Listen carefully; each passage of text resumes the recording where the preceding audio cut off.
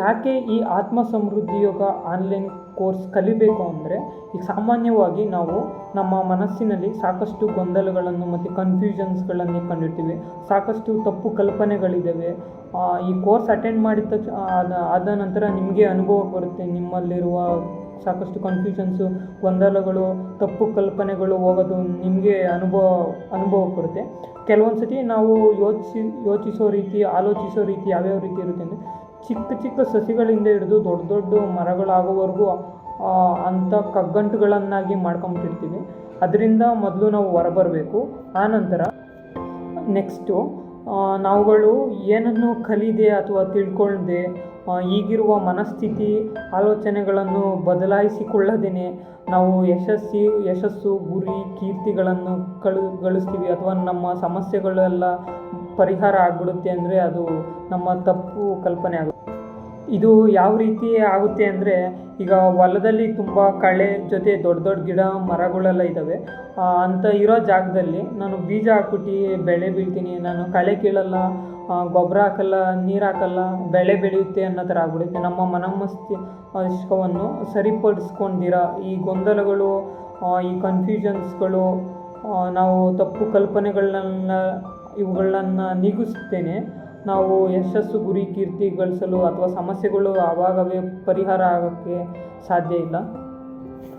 ಹಂಗೂ ಬೆಳೆ ಬೆಳಿತೀನಿ ಅಂದರೆ ಅದೆಲ್ಲ ಸುಮ್ಮನೆ ಒಳ್ಳೆ ಗಾಳಿ ಗೋಪುರ ಥರ ಕನಸಷ್ಟೇ. ನೆಕ್ಸ್ಟು, ಇವಾಗ ನಮ್ಮ ಕಾರ್ ಏನಾದರೂ ಕೆಟ್ಟೋದಾಗ ನಾನೇ ರಿಪೇರಿ ಮಾಡ್ಕೊತೀನಿ ಅನ್ನೋ ಬದಲು ಯಾವ ರೀತಿಯಾಗಿ ಗ್ಯಾರೇಜ್ಗೆ ಅಥವಾ ಸರ್ವಿಸ್ ಮಾಡೋಕ್ಕೆ ಬಿಡ್ತೀವೋ, ಅದೇ ರೀತಿ ನಮ್ಮ ಮನಸ್ಥಿತಿ ಪರಿಸ್ಥಿತಿಗಳನ್ನು ಬದಲಾಯಿಸ್ಕೊಳ್ಳಲು ಈ ಥರ ವಿಷಯಗಳನ್ನ ತಿಳ್ಕೊಬೇಕಾಗುತ್ತೆ. ಇದನ್ನು ಒಂಥರ ಈ ವಿಷಯಗಳನ್ನ ತಿಳ್ಕೊಂಡ್ರೆ ನಮ್ಮ ಮನಸ್ಥಿತಿ ಪರಿಸ್ಥಿತಿಗಳೆಲ್ಲ ಒಂದು ಸ್ವಲ್ಪ ಸರ್ವಿಸ್ ಆದಂಗೆ ಆಗುತ್ತೆ. ನೆಕ್ಸ್ಟು, ಏನಿದು ಆತ್ಮ ಸಮೃದ್ಧಿ ಯೋಗ ಅಂದರೆ, ಈಗ ಗುರು ಹಿರಿಯರು ಹೇಳ್ದ ರೀತಿಯೇ ದೇಶ ಸುತ್ತಿ ನೋಡು, ಕೋಶ ಓದಿ ನೋಡು.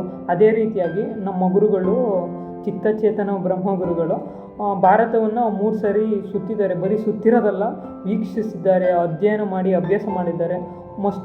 ಅದ್ರ ಜೊತೆಗೆ 2600 ಪುಸ್ತಕಗಳನ್ನು ಓದಿದ್ದಾರೆ. ಮತ್ತು ಸುಮಾರು 20 ವರ್ಷದಿಂದ 16,000 ಸಮಸ್ಯೆಗಳಿಗೆ ಅವು ವಿಚಿತ್ರವಾಗಿ, ವಿಭಿನ್ನವಾಗಿ ಇದ್ದಂಥವನ್ನ ಸಮಸ್ಯೆಗಳನ್ನು ಪರಿಹಾರ ಮಾಡಿರೋದ್ರಿಂದ ಅವರಿಗೆ ಸಾಕಷ್ಟು ಅನುಭವಗಳಿದೆ.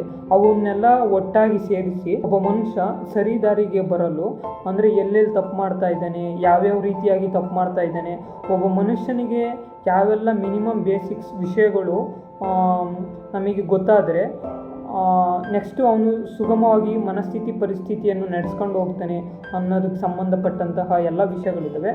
ಇದರಲ್ಲಿ 21 ಟಾಪಿಕ್ಸ್ ಇದೆ. 21 ವಿಷಯಗಳನ್ನು ಒಳಗೊಂಡಿದೆ. ಅದರಲ್ಲಿ ಯಾವ್ಯಾವ ಅಂದರೆ, ದೇಹ, ಮನಸ್ಸು, ಆತ್ಮ, ಸ್ಥೂಲ ಶರೀರ, ಸೂಕ್ಷ್ಮ ಶರೀರ, ಕಾರಣ ಶರೀರ. ನೆಕ್ಸ್ಟು ಕರ್ಮ ಸಿದ್ಧಾಂತ, ಆರೋಗ್ಯ, ನೆಮ್ಮದಿ, ತೃಪ್ತಿ, ವೈಯಕ್ತಿಕ, ಕೌಟುಂಬಿಕ, ಆರ್ಥಿಕ, ವ್ಯಾವಹಾರಿಕ ಮತ್ತು ಸಾಮಾಜಿಕ. ಇದರ ಜೊತೆಗೆ ಲೌಕಿಕ, ಆಧ್ಯಾತ್ಮಿಕ, ಅಲೌಕಿಕ, ಯಶಸ್ಸು, ಗುರಿ, ಕೀರ್ತಿ. ನೆಕ್ಸ್ಟು ಪಂಚಭೂತಗಳು, ಪ್ರಕೃತಿ, ಸೃಷ್ಟಿ, ಬ್ರಹ್ಮಾಂಡ, ಪರಮಾತ್ಮ, ಮತ್ತು ಜೀವನದಲ್ಲಿ ಬರುವಂಥ ಎಲ್ಲ ಆಯಾಮಗಳು, ಸ್ತರಗಳು, ಮಜಲುಗಳು. ಅಂದರೆ ನಾನು ಇಲ್ಲಿವರೆಗೂ ಹೇಳಿದ್ದು ಬರೀ ಟಾಪಿಕ್ ಹೆಸರುಗಳಷ್ಟೇ. ಇವುಗಳನ್ನು ಸಂಪೂರ್ಣವಾಗಿ ಉದಾಹರಣೆ ಸಹಿತ ಸರಳವಾಗಿ ಎಲ್ಲರಿಗೂ ಅರ್ಥ ಆಗೋ ರೀತಿ, ಮನಮಸ್ತಿಷ್ಕದಲ್ಲಿ ನೆಲೆಯಿರೋ ರೀತಿಯಾಗಿ 15 ದಿವಸಗಳ ಕ್ಲಾಸ್ ಇರುತ್ತೆ. ಅಂದರೆ ಬೆಳಗಿನ ಜಾವ 5 ಗಂಟೆಯಿಂದ 6:30, 7 ಗಂಟೆವರೆಗೂ ಆಗುತ್ತೆ. ಇದ್ರ ಜೊತೆಗೆ ಎಕ್ಸ್ಟ್ರಾ ಕ್ಲಾಸ್ ಆಗುತ್ತೆ. ಈ ಎಲ್ಲ 21 ಟಾಪಿಕ್ಗಳ ಸ್ಪೆಷಾಲಿಟಿ ಏನು ಅಂದರೆ, ಇದರಲ್ಲಿ ಪ್ರತಿಯೊಂದು ಟಾಪಿಕ್ಗೂ ಸಾಕಷ್ಟು ಸೂತ್ರಗಳು, ರಹಸ್ಯಗಳು, ತಂತ್ರಗಳು, ಯುಕ್ತಿಗಳು ಸಿಗುತ್ತೆ, ಹೇಳ್ಕೊಡ್ತಾರೆ ಗುರುಗಳು.